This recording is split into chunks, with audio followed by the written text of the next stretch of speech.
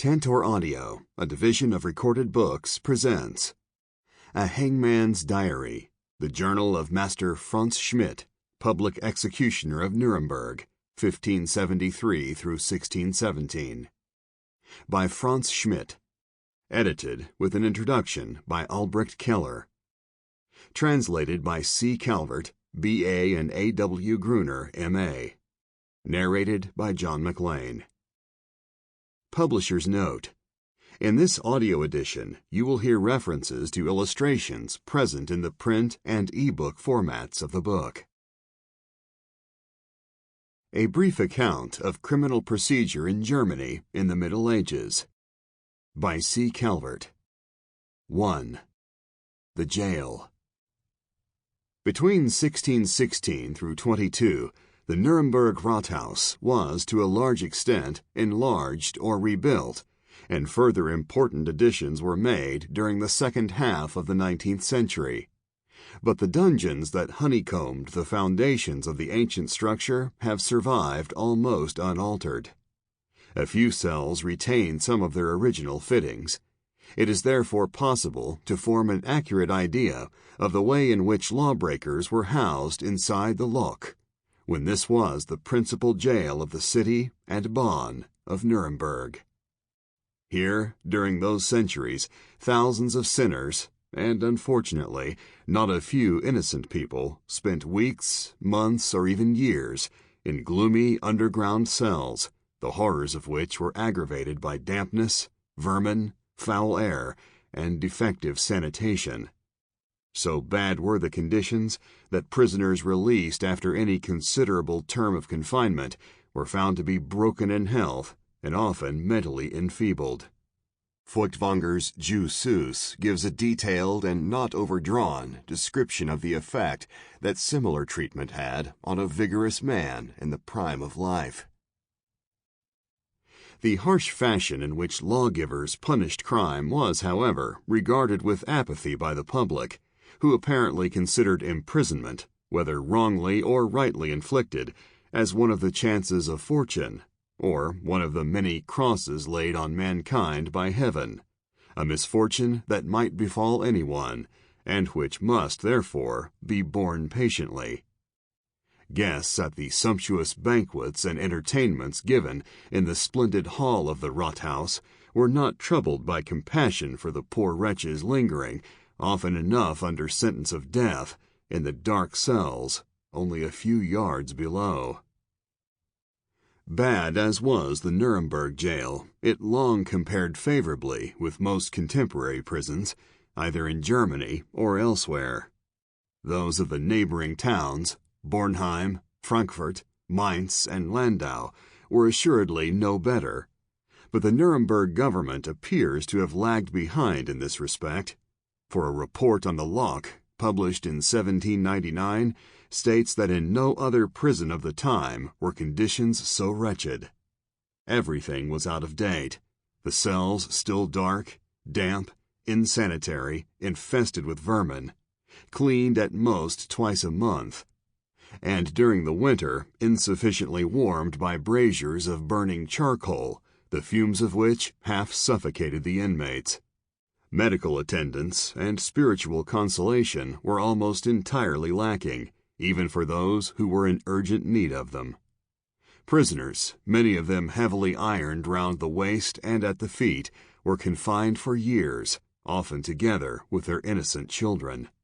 Visitors and all means of passing away the time were still forbidden, as in the worst medieval times. And yet, centuries before, the Carolina Code had expressly laid down that imprisonment should serve merely to secure the person, and not as a means of torture. The Loch consists of a maze of passages, lighted, if at all, by narrow barred windows. In these passages are 60 wooden doors, iron-lined, some of them bearing numbers. On one is the picture of a crowing cock, colored fiery red, from which it is supposed that incendiaries were imprisoned there. On another door is painted a black cat, possibly because the cell was used to confine those under suspicion of magic or of witchcraft. The masonry is of rough stone, and the cells measure, on the average, between 9 and 10 feet in length, about 8 in breadth, and 10 feet or so to the top of the vaulted roof.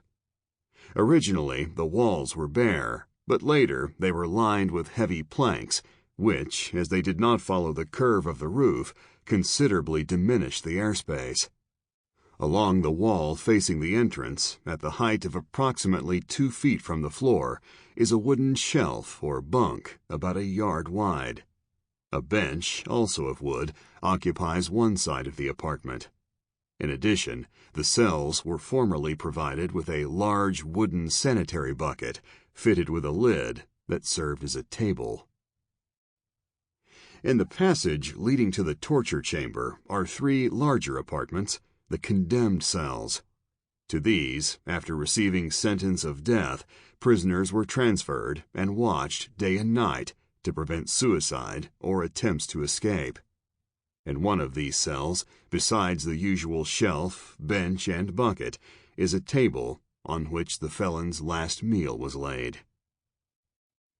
Another apartment contains the stocks, an instrument freely employed, not only for the correction of ordinary rogues, but also to extract information from prisoners of war, unless such captives happen to be of good standing, and therefore valuable for the purposes of ransom or of exchange.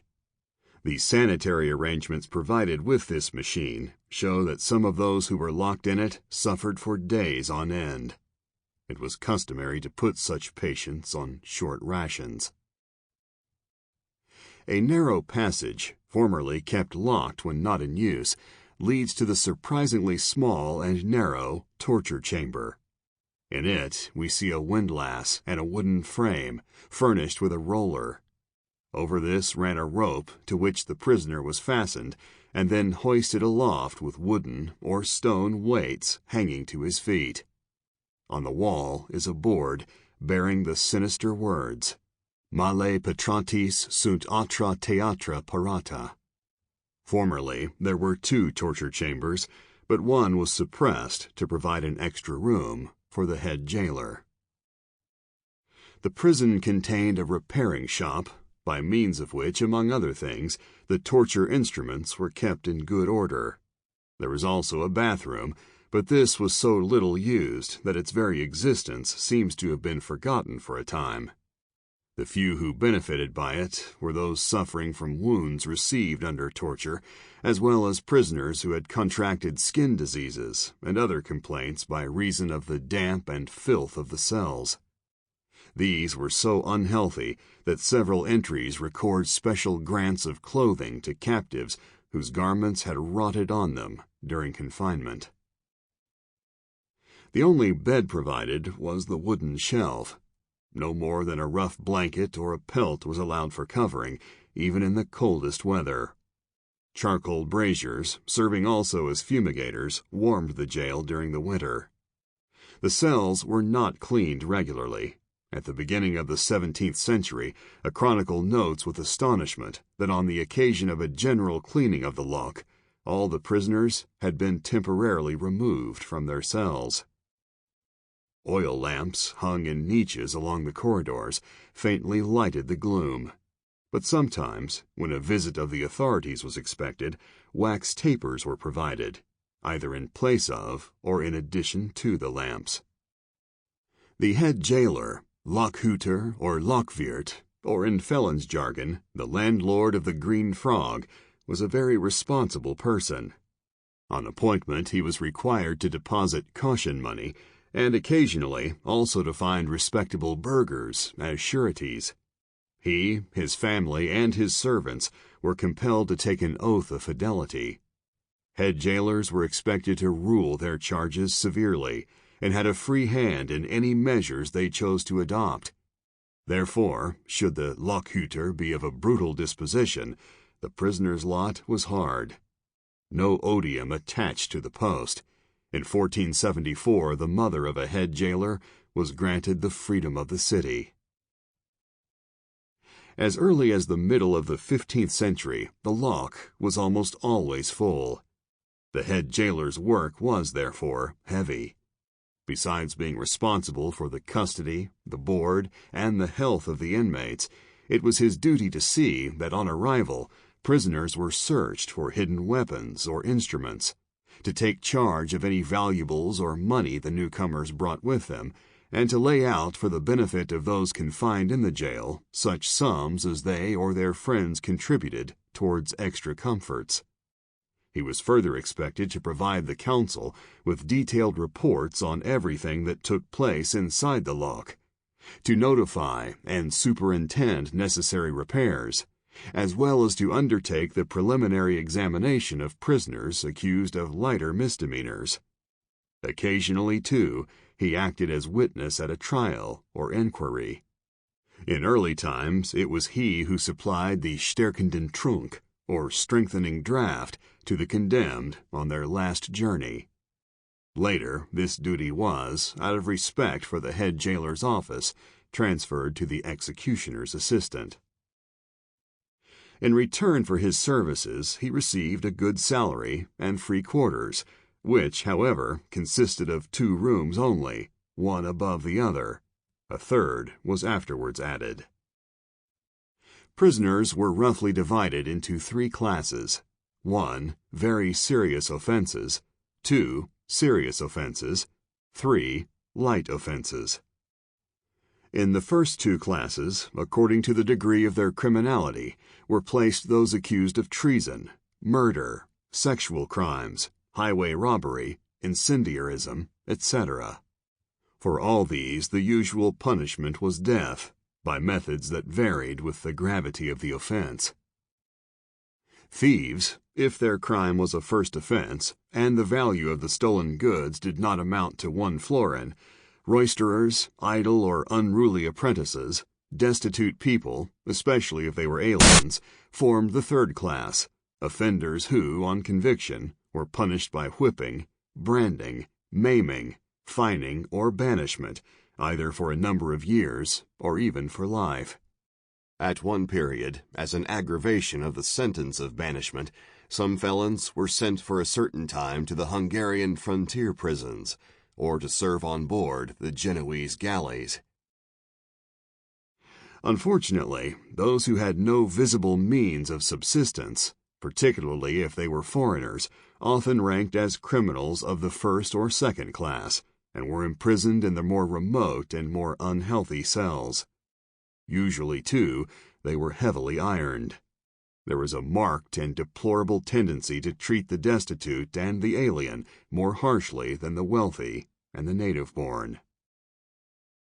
Great efforts were made to prevent prisoners from communicating with one another, and the head jailer continually received instructions to use strict supervision and to punish offenders of this kind severely. All measures, however, proved unavailing. Communication was carried on, chiefly by means of code messages tapped out on doors or walls, and by notes thrown through the ventilator openings and the spy holes in the doors.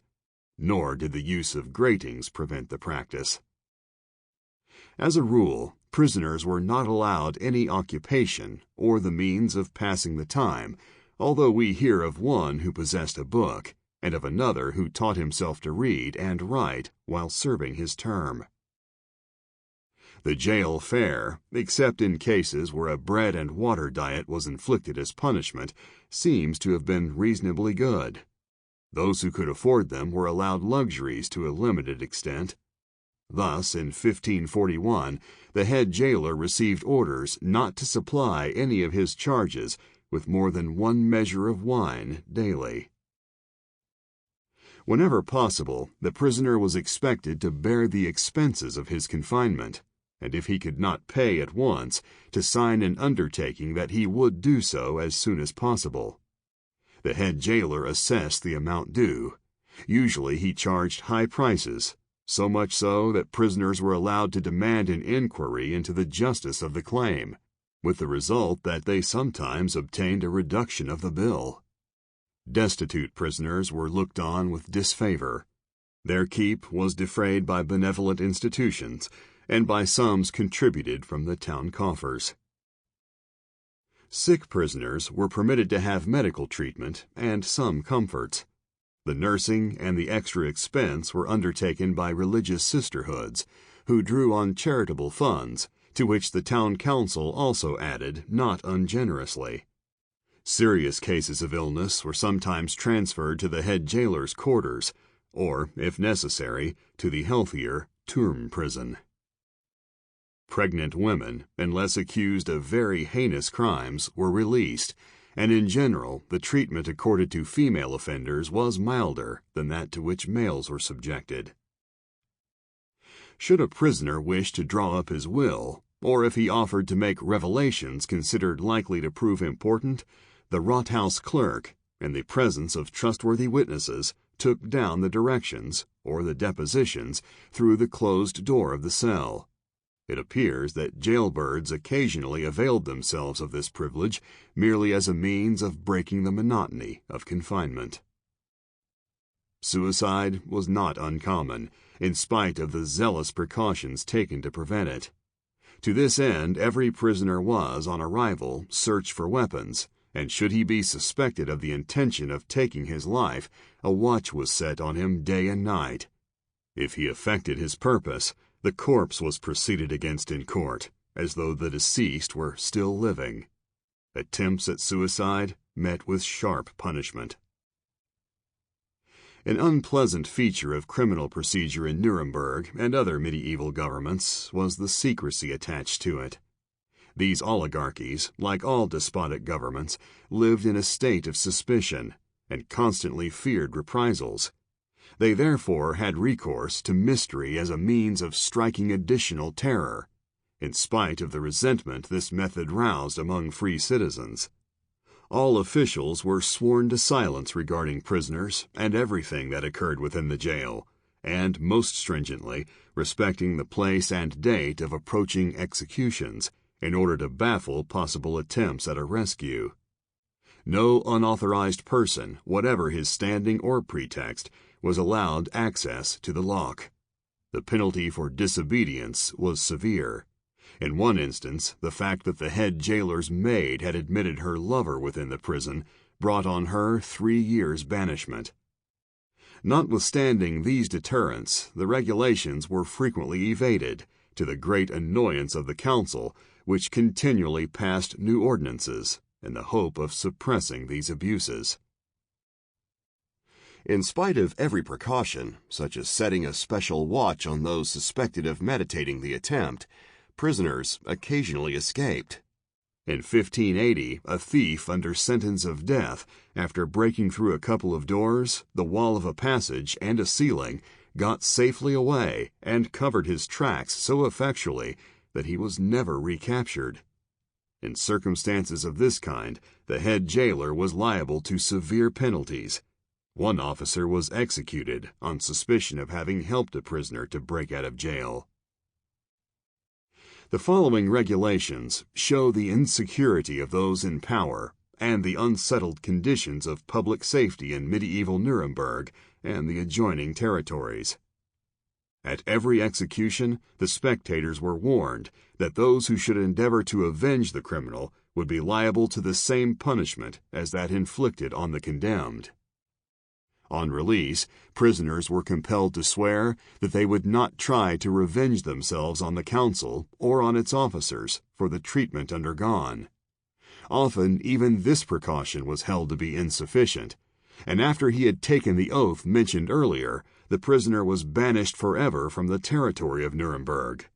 If he returned, he was prosecuted on a charge of perjury, for which the punishment was death, mercilessly exacted from those who returned without leave, if they gave any grounds for complaint. In spite of this, so wretched was the condition of all but wealthy or influential aliens in most states during the Middle Ages, that many exiled men defied the gallows and returned to Nuremberg. Suspects against whom nothing could be proved were subjected to vexatious treatment. They had to undertake to remain in the city for a certain time, so that it would be easy to lay hands on them, or they might be required to find caution money, or sureties, or both, before they were even nominally released. 2. Torture and confession. Torture was not a regular part of criminal procedure in early times, but it was firmly established as such by the beginning of the 14th century, and before the end of that period, considerable sums were allotted for the purpose. The introduction of this judicial method was gradual. In 1320, the Leumund Privileg empowered the Nuremberg Council to use torture as a means of extracting confessions, although the right of inflicting the death penalty still lay with the Schultheiss, or imperial judge, without whose consent all criminal proceedings were, theoretically, impossible. The Privileg of 1371 granted these powers to the Nuremberg Rat, so that the Schultheiss became in practice merely the servant of the city council. Private individuals were allowed to prosecute, but they could not take any part in the proceedings beyond that of acting as witnesses. They were also frequently called upon to bear the expenses of the trial. Although prisoners charged with slight offenses were often examined within the jail by the Lochhüter, in the majority of instances such an inquiry was conducted by the two Lochschufen, prison magistrates, with the assistance of the prison clerk, who took down the minutes of the proceedings. As a rule, this was held in a special room inside the Rathaus, but violent or otherwise dangerous felons were examined by the Lochschufen in the jail itself. By the beginning of the 15th century, it was an established rule that all examinations of prisoners should be conducted exclusively by means of a series of questions which the council itself had drawn up. These were at first few and simple, but ultimately developed into a set of questions numbering about 100. They dealt with the parentage, birthplace, nationality, standing, and previous careers of the accused. Many questions were artfully framed so as to extract not only details as to the crime with which the prisoner was actually charged, but also particulars regarding accomplices and former misdeeds. Should the examinee confess to any of the latter, even though he disavowed the offense for which he was being tried, his condemnation and punishment almost invariably followed. Only in rare instances were the Lochschufen allowed to depart from the official list of questions, a practice that often hampered the examiners. The Lochschufen possessed no judicial authority. Their duties were confined to the examination of prisoners and to drawing up a report on the proceedings. These reports were laid before the Rat at its next meeting, and that body decided on the steps to be taken. If the prisoner had confessed, he was condemned, and the sentence carried out without delay. If he denied his guilt, he was subjected to a further examination, on which, should he still prove obstinate, torture was used to extract a confession. Respectable burghers, women, and foreigners of good standing were seldom tortured. In the case of aliens, great consideration was given to the manner in which subjects of Nuremberg were treated in the states to which these foreigners belonged. Little mercy was shown to Jews and common criminals. The proceedings were, as a rule, carried out in secret, but when the victim was an alien, representatives of his nationality were sometimes allowed to be present. The practice of torture, which had at first been an unusual expedient, became more and more frequent, and by the end of the 15th century it seems to have been applied freely and ferociously, even on mere suspicion of complicity in a crime, till at last we find that it was considered immaterial whether the prisoner had been caught in the act or whether the accuser had withdrawn the charge. Torture was applied on the grounds that a person who had given cause for suspicion was likely to be one who would commit the crime laid against him, and that therefore it was expedient to make certain whether he was innocent even of complicity, and to discover possible partners in his crime. Immense importance was attached to confession of guilt or of complicity. Without such an avowal, in theory, no condemnation was possible, and this partly explains the savage spirit in which torture was employed. This principle was based on conscientious grounds, and harsh as were the Nuremberg lawmakers, they adhered to it steadily, almost without exception. In 1452, when some neighboring princes complained of its favoring the accused, insofar that such individuals could avoid penalties by refusing to confess, the council replied, they would rather 10 guilty people escaped punishment by this means than that one innocent person should suffer through being condemned without confession.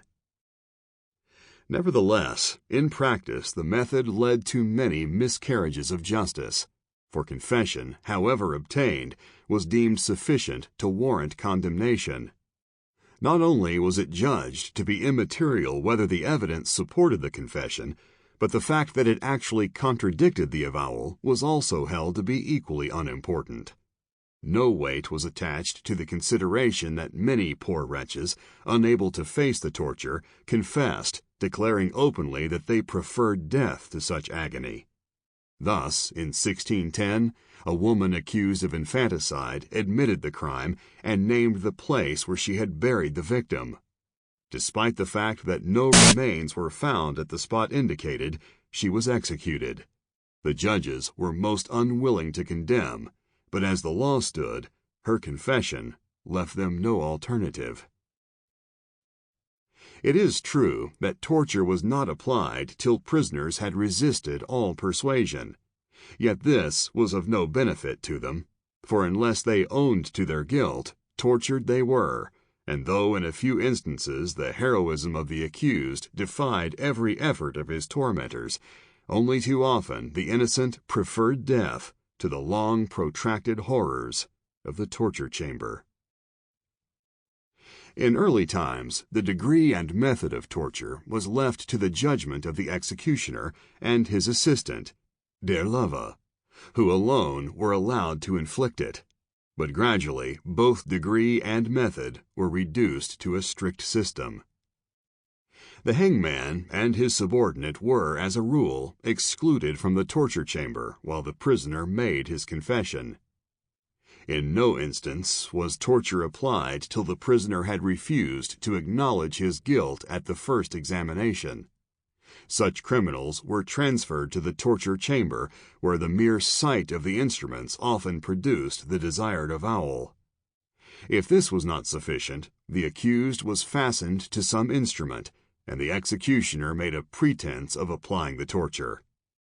Should the patient still continue obdurate, punishment was inflicted in earnest. As early as the 15th century, the following methods were in regular use. 1. The thumbscrew and the boot. 2. The Aufziehen. In this torture, the prisoner's hands were tied behind his back. Next, the executioner, or his assistant, fastened the sufferer's wrists to a rope that ran over a roller high overhead. By this means the sufferer was hoisted aloft. If it was considered necessary to increase the torture, wooden or stone weights of various sizes were attached to the victim's feet. 3. The ladder, on which prisoners were bound and stretched. 4. Fire, Feuer, that is, lighted candles or torches applied to the armpits. 5. The Fosse, a kind of cradle fitted with spikes, in which the patient was laid and rocked. To these, in 1530, was added the Kranz, or Schneiden, a strap or straps fastened round the head and gradually drawn close. In addition, the cat, branding, tweaking with red-hot tongs, etc., were freely used, either as additions to capital punishment or for lighter offenses. All these methods, or a combination of them, could be applied. In a tower, one of the few surviving portions of the old city castle, is a large collection of torture instruments.